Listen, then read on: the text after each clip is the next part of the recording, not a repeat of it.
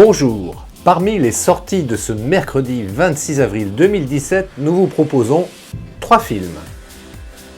Django, un biopic du guitariste de jazz Django Reinhardt. Django revient sur un épisode crucial de la vie du musicien Django Reinhardt, contraint de fuir la répression nazie durant la Seconde Guerre mondiale. Le guitariste virtuose franco-belge fut l'un des principaux initiateurs du jazz manouche. Dans le rôle titre, Reda Kateb est absolument bluffant.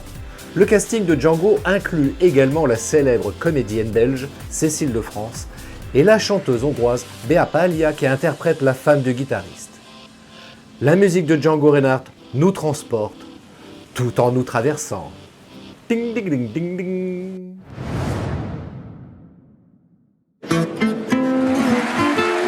Je suis musicien, je joue de la musique, c'est ce que je sais faire le mieux. Depuis qu'il n'y a plus de jazz américain à Paris, c'est moi le King of Swing. You've got a name, haven't you? Oh yeah, I've got a name here. My name is Django. C'est qui ce clown là? C'est Hitler. Elle est naze sa moustache. Naze, ouais. Pas comme la tienne. Je te présente le lieutenant Dietrich von Schultz, c'est notre docteur jazz. Goebbels veut vous voir jouer à Berlin. Non, j'irai pas. Si on perd l'appui de Dr Jazz, on est mort. T'as qu'à leur dire Django veut le même cachet que Clark Gable. Depuis le mois de mars, il y a eu beaucoup d'arrestations de tziganes. Mais s'ils n'obéissent pas, ils sont abattus sauvagement. C'est pas ma guerre, ça. Django, tu dois fuir.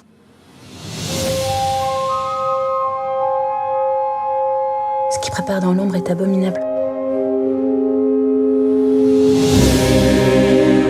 Django est un musicien unique. Il n'est pas encore composé de très belles choses. C'est mon homme. Oubliez-le. Écoute comme c'est beau.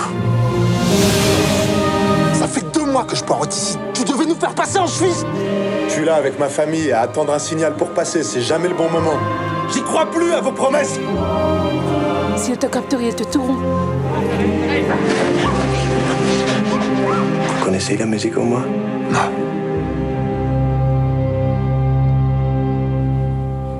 Mais elle me connaît.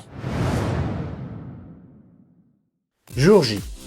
Mathias et Alexia sont en couple depuis des années et pour la première fois, ils la trompent avec Juliette, une wedding planner. Quand Alexia découvre la carte de visite de Juliette dans la poche de Mathias, il perd ses moyens et il bafouille. Elle comprend tout de suite. Juliette est une organisatrice de mariage. Il veut donc l'épouser. Elle dit aussitôt oui, sans le vouloir. Mathias va se retrouver au milieu de sa femme et de sa maîtresse, contraint d'organiser son mariage imprévu. Jour J est une réussite sur tous les points. À la fois drôle, tendre, bien réalisé, bien écrit et bien interprété. Jour J est une très bonne comédie française et confirme le talent de Rim Karissi à la fois en tant que réalisatrice mais également actrice. On est passé de révélation en 2012 à confirmation en 2017. Bon, je t'offre un verre. Je devais y aller donc. Ah non, mais c'est pas une question. C'est qui cette Juliette? Je la connais pas. T'as sa carte dans la poche et tu la connais pas? Tu te fous de ma gueule? Je sais pas, c'est peut-être juste une fille qui. Non, voilà, c'est une fille qui organise des mariages. On va se marier? Oh, mais oui, je veux! Oui, je veux! Tu vas préparer ton mariage avec ta meuf et ta maîtresse. T'es mon héros, toi. Hein, si Alexia l'approche, j'ai un homme mort. Elle est plutôt pas mal. Ah ouais. Mais dis donc, tu dirais pas non, mon salaud, hein? Je vais me faire fatiguer.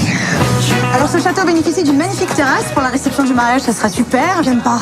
Donc, le château date de 1860. J'aime pas! Regarde là-bas! J'adore! Mais il y a trop d'espace. Comment va la femme de ma vie? Ah, c'est Ben! Alors, vous avez rebaisé. Mais de qui il parle? De toi, de nous. Ah ouais, je dis que j'étais un peu stressé. Mon amour, je t'ai sucé hier. Allez, tiens. Les mecs, ils sont cons. Ils flippent. Alors, pour se rassurer, juste avant de se marier, ils sont prêts à sauter sur la première grosse pute venue. Tu vois? Oui. Mec, il va falloir que tu choisisses entre les deux. Je prends les deux. T'es en plein délire. Tu peux pas lui faire ça. Elle est une fille super. Ça passe pas. Et en plus, tu l'aimes. Ça passe pas, putain! Ça passe pas. pas que je suis malheureux. C'est parce que t'encules pas. T'encules pas. J'encule pas qui? Ta culpabilité avec Alexia. Ah ouais, ok, ouais, d'accord, ouais, je t'encule pas. Une douce révolte. Un documentaire de Manuel Put. Il s'agit d'une exploration des nouvelles micro-révolutions qui s'opposent à la normalisation du monde en tentant de réinventer la société dans ses fondamentaux. Manuel Put filme simplement les petits matins d'un espoir de changement porté par des initiatives modestes, incarnation souvent fragile encore d'une voix et deux voix alternatives. Les images du cinéaste belge cadrent à hauteur humaine, avec une attention complice, ces petits ruisseaux d'économie solidaire, de réinvention des échanges qui pourraient un jour devenir une rivière. Pour l'instant, on est tous contre. On est tous unis contre. C'est important. C'est important, mais il faut changer. Moi, je crois qu'il ne faut surtout pas opposer le contre et le pour.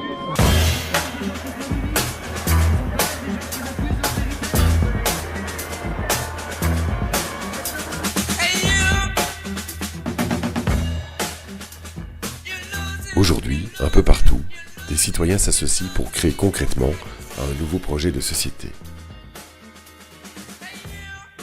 Ce n'est plus la rue qui est investie, c'est l'économie, la finance, le sens même du politique ou de l'argent.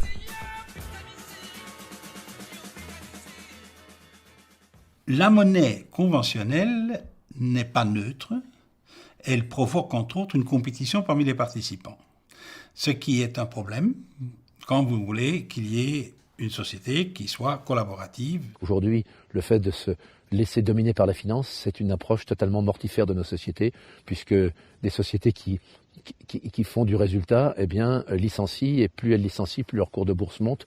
C'est une aberration qui est refusée par 95% de l'humanité, et on n'est pas capable de désobéir pour mettre ça en l'air. Il faut développer autre chose, il faut redonner l'autonomie citoyenne à la création monétaire. L'idée de la monnaie locale, c'est déjà de répondre à un certain nombre de gens, de citoyens qui se disent est-ce que je peux mettre mon argent dans un circuit qui ne soit pas un circuit spéculatif.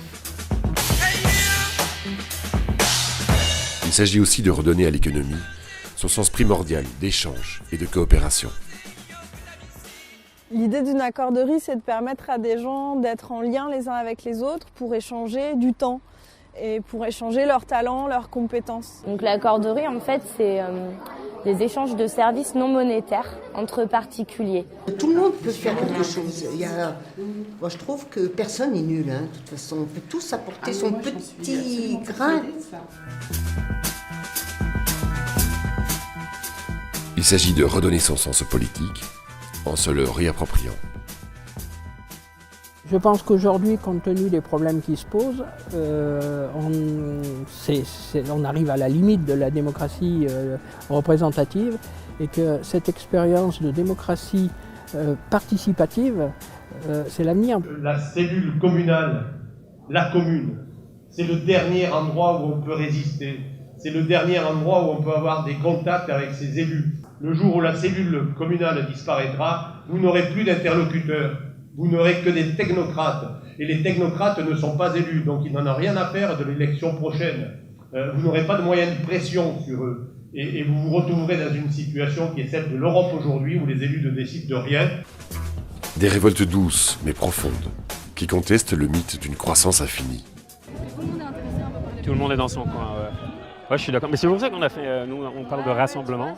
Il y a une nécessité, quoi. On est une nouvelle formation politique qui dit en gros que notre problème principal vient du fait qu'on cherche la croissance économique à tout prix, mais qu'il n'y en a plus et qu'elle ne va pas revenir et que donc si on n'envisage pas les choses de manière différente, on n'arrivera pas à avoir des sociétés prospères dans lesquelles la coopération humaine est possible.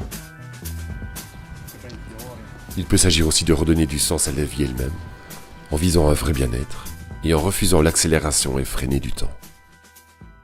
Choisir d'être heureux, c'est un acte de résistance. Parce que dans un système où toutes les formes de dominance sont fondées sur le mal-être et sur la maltraitance, partout où vous avez des collectifs humains qui s'assemblent pour vivre mieux, pour organiser la transition vers ce qu'on appelle de plus en plus le buen vivir,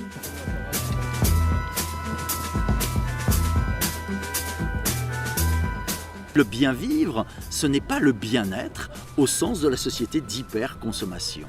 C'est le fait d'entretenir d'autres rapports aux autres, à soi, au temps et à la nature. Tutto il mondo va molto veloce e invece l'artigianato, al contrario, deve andare molto lentamente, perché è proprio la filosofia del lavoro dell'artigiano che deve andare lento. Quindi non è vero che nel nostro lavoro il tempo è denaro, perché con il tempo per noi vengono le cose belle. Ci vuole tempo per fare le cose belle.